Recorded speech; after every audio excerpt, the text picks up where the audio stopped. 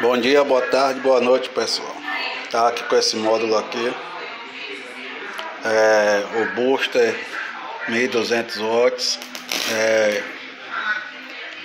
O HBM 3000, né? Ele tá com problemazinho que ele tava ficando rouco quando aumentava o volume. Aí o cliente trouxe aqui para dar uma olhada, mas não foi nada demais, foi só solda fria nos resistores e a chave do volume do módulo, né?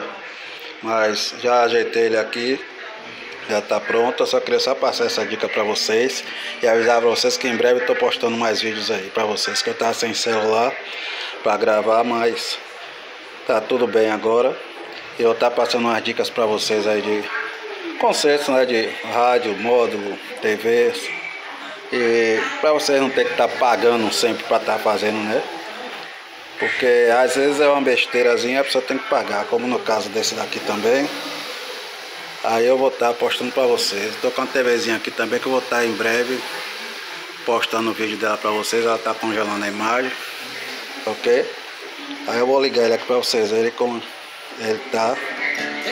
Ficou normal, né?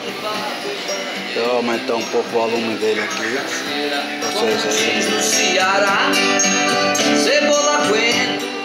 O nosso amigo Raul Seixas tá tocando aí, né? Tem ele aqui pelo celular para fazer o teste, mas tá tudo bem.